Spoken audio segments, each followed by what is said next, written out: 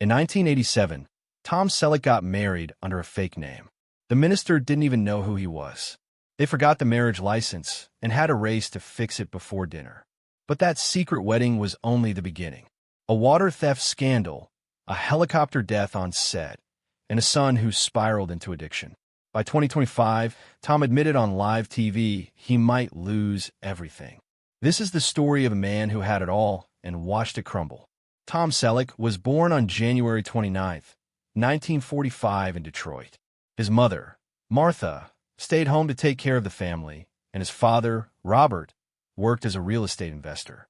During that time, Robert was also serving in the Army, working on B-29 bombers during World War II. Tom was the second child. His older brother, Bob, had arrived a year earlier in 1944, and later two more siblings followed, Martha and Daniel. They lived in Detroit back then, a city filled with factories and noise. But Tom's early childhood would soon change completely. In 1948, when Tom was just 3 years old, his father made a big decision. He left Detroit and moved the whole family to California. He had taken a commission-only job with Coldwell Banker in Los Angeles. That meant no salary, no guaranteed paycheck. It was a huge risk. They settled in Sherman Oaks, a place that was still mostly farmland at the time. Robert believed California held more opportunity, and that gamble later paid off. By 1960, he was making $70,000 a year in commissions, which was close to what the president earned. But for Tom, growing up in California wasn't easy. He started to grow taller than everyone else. Eventually, he reached 6 feet 4 inches. Even as a kid, he stood out in every classroom. He felt awkward and different, and it made school tough at times, but slowly he began turning that height into something good. He joined the basketball team at Grant High School and became a standout player. He also played baseball. His body, his coordination, and his focus helped him rise. But that didn't mean life was simple. When Tom was 17, something happened that could have ended everything. He was riding a car with 2 friends traveling down the dangerous curves of Mulholland Drive. The car lost control, went airborne, and crashed. It was his mother's red Chevy Corv. The accident was so bad, it became the opening story in his 2024 memoir, You Never Know. They survived, but it changed Tom forever. It made him more careful, more thoughtful. He never forgot how close he came to dying. Even though Robert eventually became successful, the early years in California were hard. The family struggled with money. So Tom worked. During high school, he got a part-time job at a clothing store. He kept working there even after he started acting classes. He also chose Valley Junior College because it let him live at home and save money. Even after he joined 20th Century Fox's acting program and then lost that opportunity, he went right back to the store. Work was never beneath him. He did what he had to do. He had always dreamed of attending USC, but they didn't give him a scholarship at first. He turned down a full basketball ride to Montana State just because he wanted USC so badly. So he worked, saved, and attended Valley College first. In 1965, he finally made it into USC. He played for the basketball team, but only scored 4 points in 7 games. The next season, he scored 0 in 3 games. The team said he was quick, but needed better defense. His sports dreams faded fast. While majoring in business, he found side jobs. He worked for United Airlines as a campus rep. His Sigma Chi fraternity buddies pushed him into going on the dating game in 1965 and again in 1967.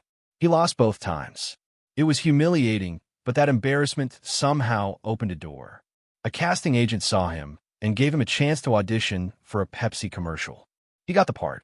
All he had to do was dunk a basketball on camera. He drank so much Pepsi during the shoot, he got sick. But the $1,000 from that ad led directly to his offer from 20th Century Fox. Then the Vietnam War changed everything. In 1967, Tom got his draft notice. Instead of going to war, he joined the California National Guard's 160th Infantry. He served for 6 years from 1967 to 1973.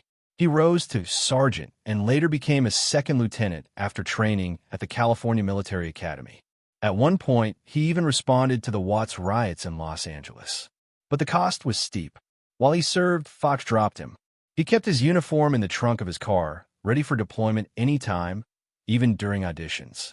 When he returned to acting, he trained at the Beverly Hills Playhouse under Milton Katselas. It was intense. Katselas was a rough teacher. Some said it felt more like a cult than a classroom. The students had to stand and clap whenever he walked in. He shouted, he pressured. He told actors to pull their own hair out to feel rage. Some called him abusive. Others called him brilliant. But Tom stuck with it.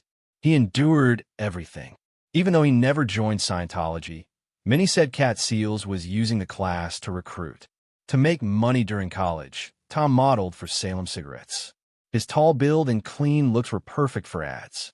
Those cigarette commercials paid more than his United Airlines gig. But later when he became famous with Magnum P.I, those old ads came back to haunt him. Reporters asked him why he had promoted smoking. He hated those questions. He didn't want to be remembered as a guy who sold cigarettes to teens. He quietly tried to distance himself from it. Between 1965 and 1967, the dating game haunted him. Losing twice on national TV made him question everything. He even told AARP it was the most embarrassing thing he'd ever done.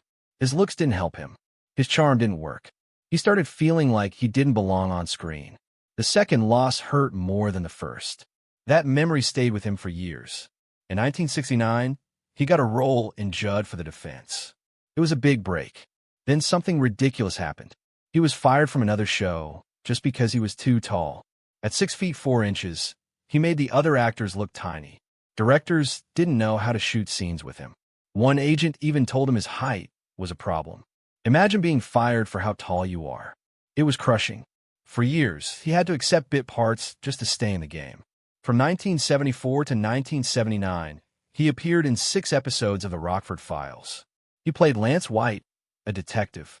It should have helped his career, but behind the scenes, he clashed with the star, James Garner. Tom wanted his character to feel real.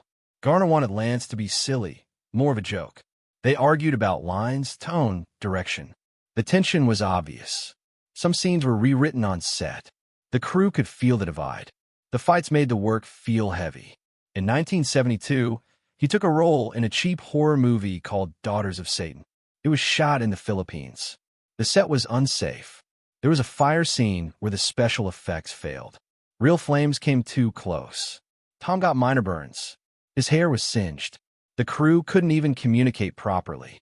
There was a language barrier, but they had to finish the movie. No one talked about what really happened. The studio covered it up. Tom was scared, but had no choice but to keep going. In 1976, Charlie's Angels gave him a brief shot. He played a boyfriend character, but after just 1 episode, he was fired. Leonard Goldberg said Tom's height made the Angels look too small. They said there was no chemistry. The show then became a hit. Tom, in the meantime, went back to doing commercials. He was so broke, he only had 1 suit and literally wore that to every audition. Robert Saline, the director of a soap commercial, says Tom wore that same suit on and off camera. Tom Selleck once almost walked away from the role that made him a star. When he first read the original script from Magnum P.I, he hated it. It wasn't a smart, funny character we remember today. The first draft made Magnum a cartoon version of James Bond. He had a house on seaside cliffs, a vicious dog, and even a hang glider with machine guns. Selleck just looked at the producers and said, "I don't want to play what I look like." He had done 6 failed pilots before. This one felt like his last shot, but he wasn't going to fake it. He told Donald Belisario, "I want a character with humor, not just action." Belisario listened. He rewrote the whole thing after filming had already started. The change delayed production and made CBS nervous, but it saved the show and Selleck's career. In 1984, still married to Jacqueline Ray, Tom met a woman who would change everything. Her name was Gilly Mack, a British actress dancing in the West End version of Cats. Tom got obsessed with the show. He just kept going back and back. Co-star Jane Seymour thought it was weird. "I like Cats, but I didn't get why he went back 12 times," she said. At the time, tabloids went wild. Rumors of an affair swirled. People followed him, followed her, trying to prove something. Gilly didn't even know who Tom was. Her TV had been stolen 3 months earlier. She'd never seen Magnum P.I, but after the shows, they'd have quiet dinners. In 1982, Tom divorced Jacqueline, but people never stopped asking if Jill had been part of the reason. That shadow followed them for years. Back in 1980, just before Magnum truly took off, Tom came painfully close to playing Indiana Jones. Steven Spielberg and George Lucas had chosen him. They loved his chemistry with Shy Young in the audition. But there was a problem. Tom had already signed with CBS. He told Spielberg the truth. CBS didn't want to let him go. Bob Daly at CBS was firm. No movie. Then the irony hit. A Screen Actors Guild strike in 1980 paused Magnum filming for 6 months.